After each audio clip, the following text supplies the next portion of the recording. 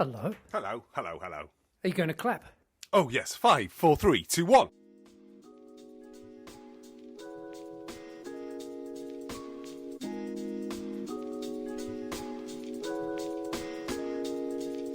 This is a podcast in which two friends talk about the pleasures, absurdities, and imperfections of being human. I'm Simon Ellis. And I'm Lee Miller. Welcome to Midlifing.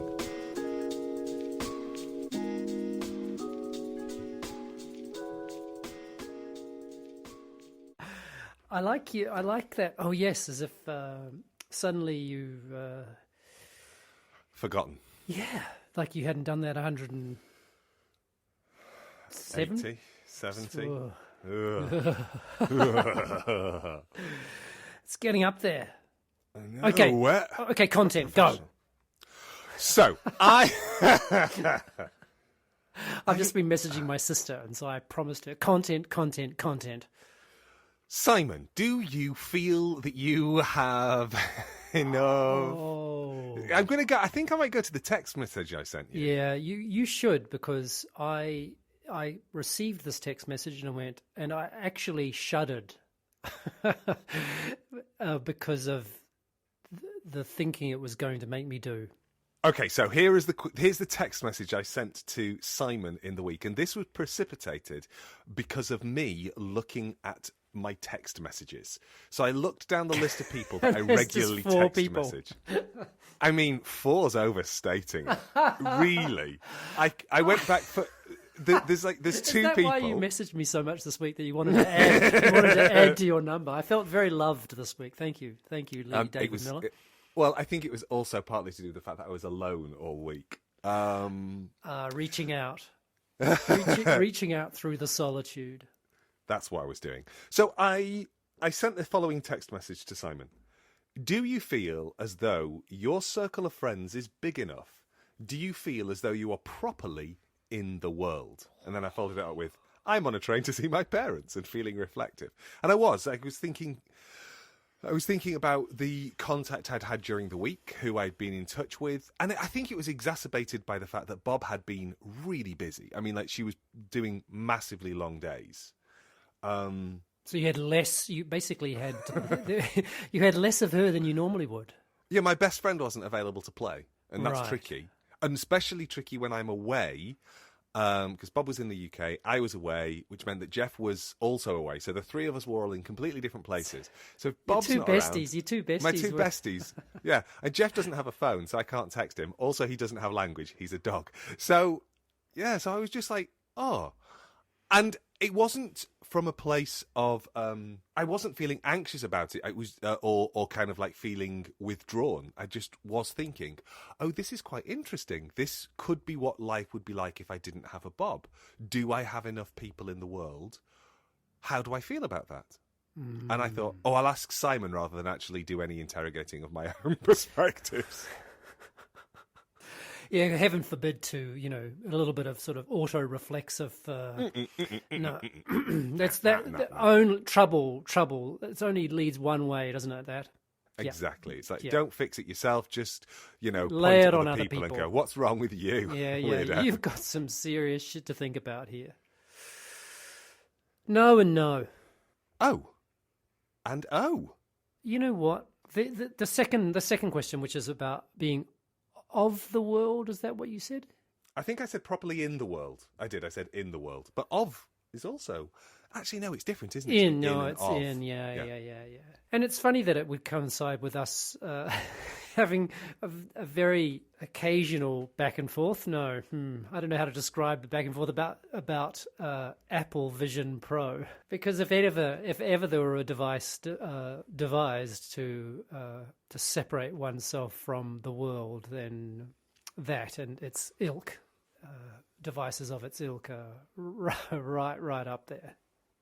The idea that you might want to augment reality or XR, X reality, to me, I don't know, this is going to be your wheelhouse soon, but I find it very strange. I find it strange how close we are to our phones. I really find that strange. But the idea that you would then cover yourself and then have fake eyes shining out through the thing, oh man.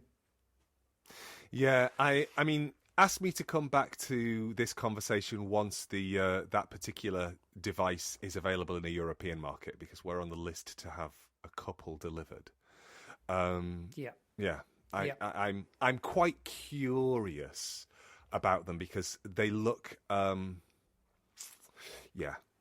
You sucked your teeth about it? I really did. I'm like, I'm just not sure. But at the same time, it's difficult to be the research lead for the Centre for Blended Realities and not acknowledge that I might need to encounter this kind of technology. You're basically augmented curious, aren't you?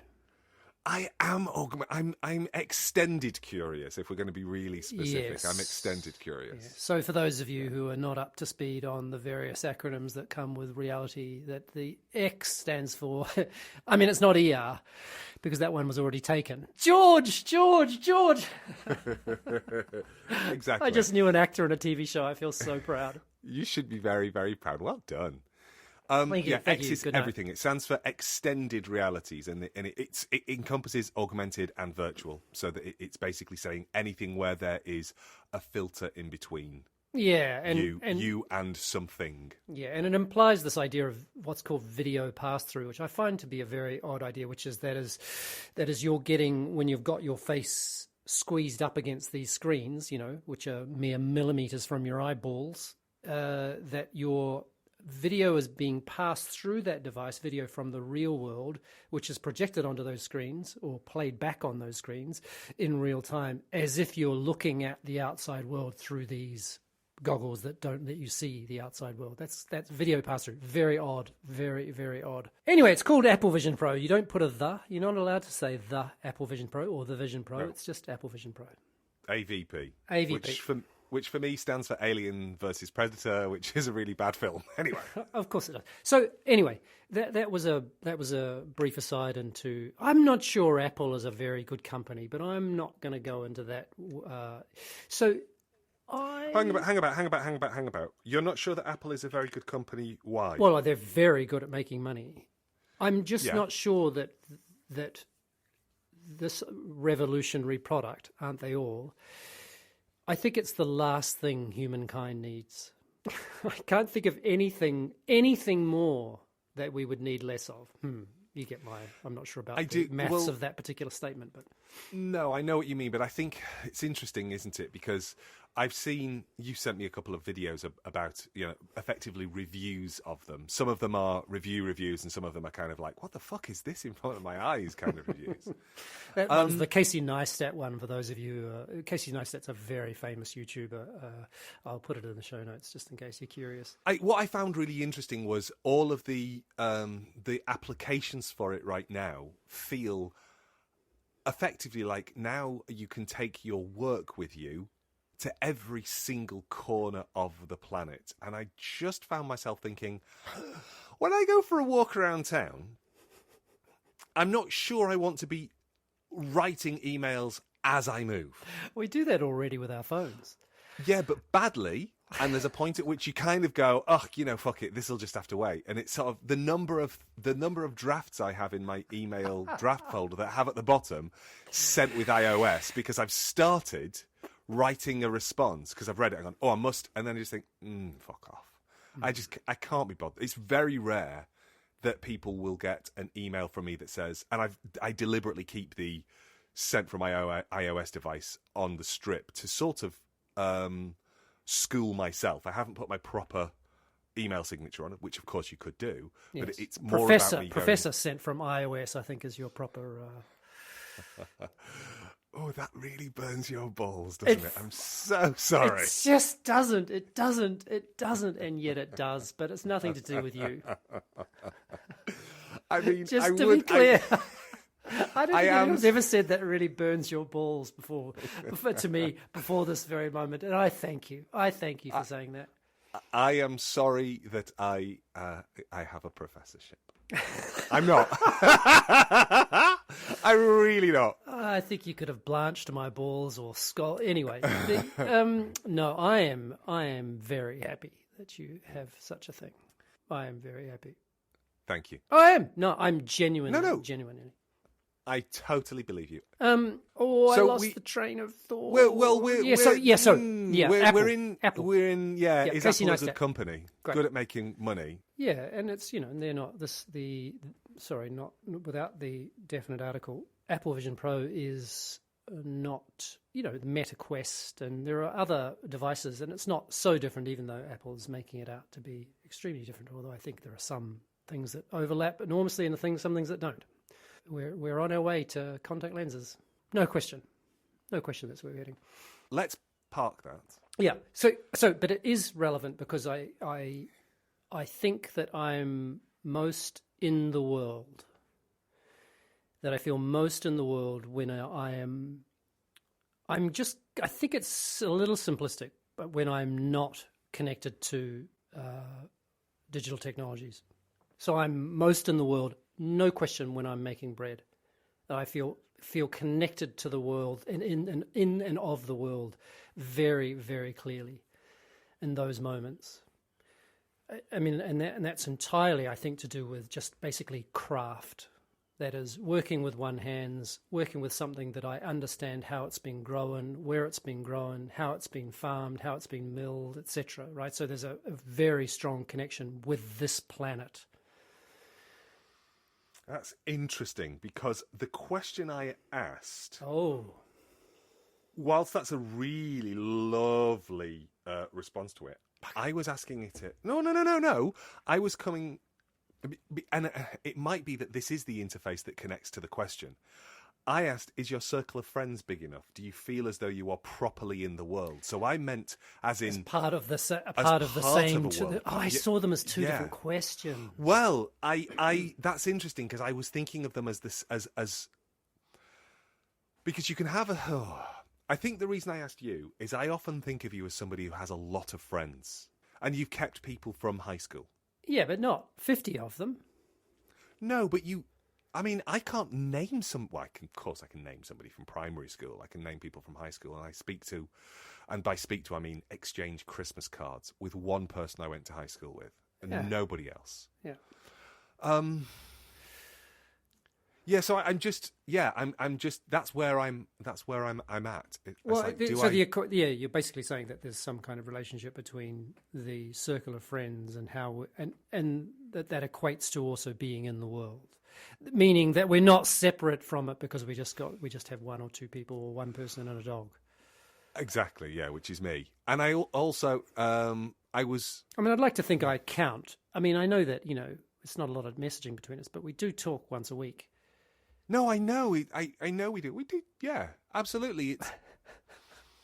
You're definitely in the top 4 of the 4 people that I send messages to. In that, I've got people who I look at and I go, I sent you a Christmas message to say Merry Christmas, and I haven't contacted you since. Oh.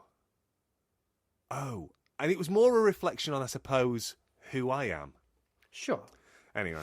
But I don't, if I answer the question as truthfully as possible, it worries me.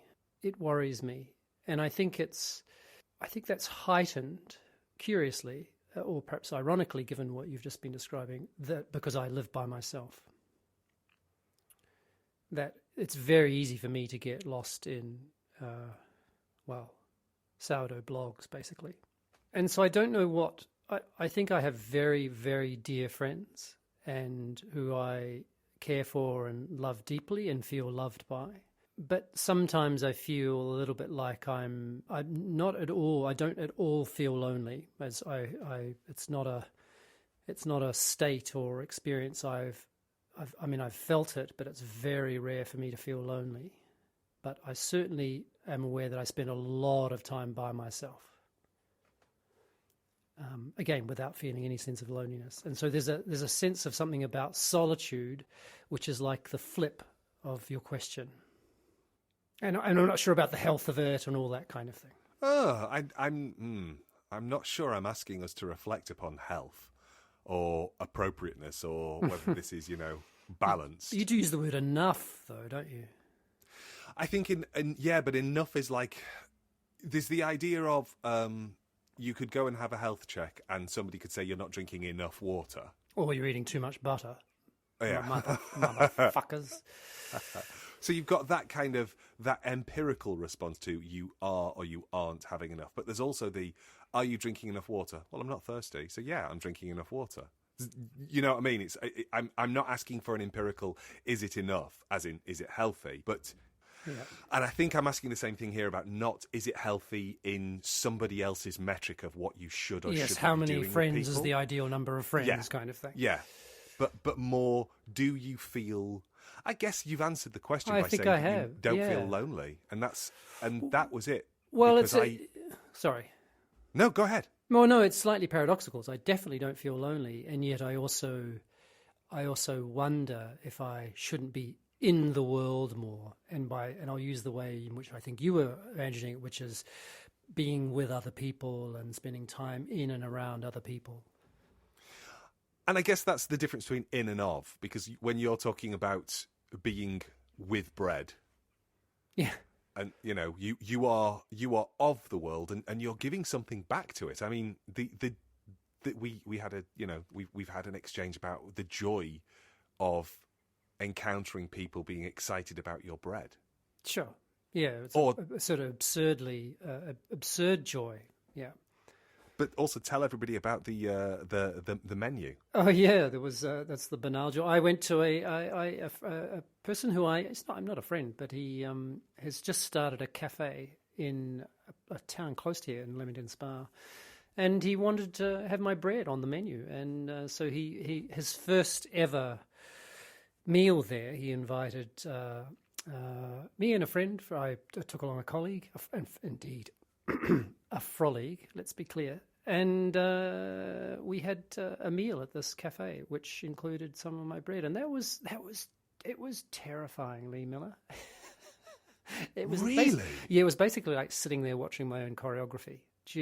I'd much rather have been the bread being eaten than watching other people eat my bread and seeing, it's too those kinds of self-doubts, but people loved it. And I'm gonna bake bread for him at least twice a week for this cafe. I just want to be really clear. Nobody is ever going to complain about your bread. Yeah. It's good. Yeah, I mean, I'm a perfectionist. It's empirically, well, yeah, that's true. I mean, I'm not proud of that, just to be clear. Just to be clear again, I'm not proud of being a perfectionist, but boy, it comes in handy sometimes and then not other times. Anyway, so yeah, I have to say that feels great. Like it really does, the sort of connection with a place and the idea that just people are eating bread you've made. It's very special. Very simple, isn't it? Very simple. It's not bad for them. It's not like they're inhaling a whole lot of brownies, which, I love brownies, don't get me wrong. But the butter. Yeah, he did serve it with butter too. It's the way to serve bread. I mean, unless you want to be really disappointed.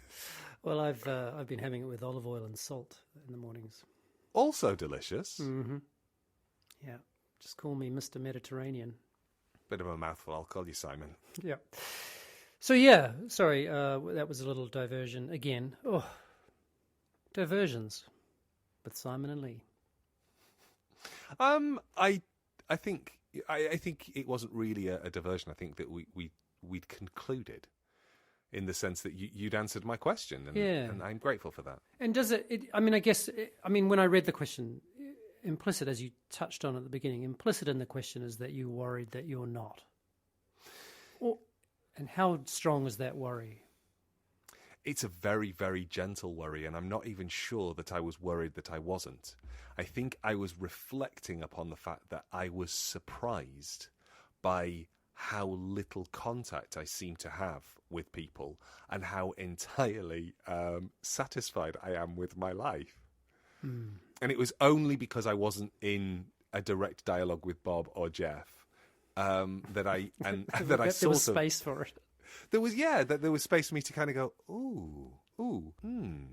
yeah, should I be? And it was a should I be, not a sense of I feel like I am missing something. But it's interesting that you've brought the word frolleague back to the table. Yes, never goes away around my circle of frolleagues. It's always close to the tips of our tongues. Yeah, plural. Well, I think those long-term listeners of Midlife will know that I was derisive of the term, and it felt uncomfortable in my body. And I think possibly it feels uncomfortable in my body because of my ability to cast people off. So I don't need frolleague. It just doesn't. Well, no, but it's I don't need an interim layer between colleague and friend. I've got colleagues and I've got friends I work with, and it may well be that those friends I work with I don't keep beyond the job, but they're not. I don't think of them as frolleagues because that feels like something. I don't know. There's something manufactured about the neologism, which, of course, all neologisms are manufactured. All words are manufactured, so I'm not telling anybody anything they don't already know. But I think there's something about it that feels like a distinction that I don't need. Yeah, it's a granularity that's not required for you. Yeah, there are people I work with, my colleagues, and those are people who I work either occasionally with or tangentially with, and I can feel quite fondly of them. I have some colleagues who I think of very, very fondly. I have some colleagues who I am fairly neutral about. I have some colleagues who I think, they're quite difficult. There's no colleague I have that I dislike. My work is too glancing to have a deep enough relationship with colleagues kind of outside of my very close circle. But the people who I work with on a daily basis, I think they're all my friends. I really like them. Do you think there's That's it. Yeah, I mean, I'm with you, and of course I'm using the term with a certain amount of it, and my friends at work are also using the term with a certain amount of silliness. I know, I totally know. Yeah. But I think I still. Ooh. There's something about. I mean, it's totally understandable, and dare I say, it's inevitable. I was going to say natural, but it's certainly inevitable that people you're spending a lot of time with during the day, that they would become friends. It just happens that they happen to be people that you work with. That's to me, that's just, it's just the way things are. Some you get on with better than others, and that's just people being people. I do think I learnt this from in fact, a friend who was a colleague and who was still a friend from another job, who was very guarded, I think sensibly guarded about making friends with colleagues. That there was an important division for this person between being at work and being outside of work and the relationships one had outside of work. I think this person influenced me quite strongly. So absolutely. But I don't know how to say this because my frolleagues are probably listening. I don't want to turn up to icy stairs on Wednesday morning. There's something about the certainty that a work will end. I mean, this job will end at some point, which is different from this life will end, that marks a friendship at work differently from friendships outside of work. That is, at some point in the future, I will leave this job or this job will leave me. If you understand what I mean. And then what will happen to this friendship, which has been predicated on or built upon that those dialogues. Do you see what I'm getting at? Oh, absolutely. Yeah. Yeah, I totally understand what you mean. And I think maybe that's because I'm built to shed friendships, that doesn't concern me.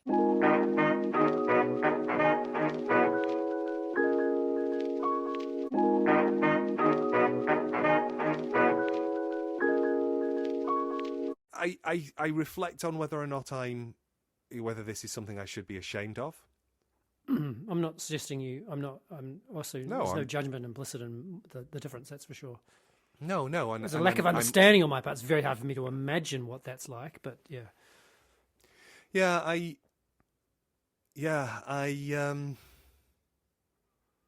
think about it. I think about...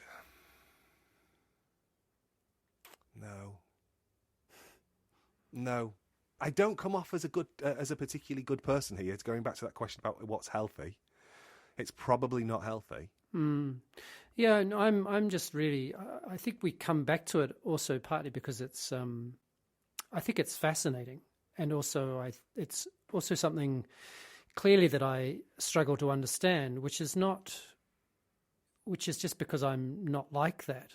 And, and I can name the reasons why I think being the way I am also has negative consequences. All sorts of bad things about, the flip side of what you're describing. I think it would be good though. I think it'd be good for you to remember this when we do inevitably fall out, and then we have a post fallout one episode of midlifing. It's just like a lot of silence. Do you think we'll fall out? Because I think here's the other thing. I paint myself, I think, as a very binary person, but I think in reality I'm very, very, very elastic. Why do you do the painting then? Because I would agree.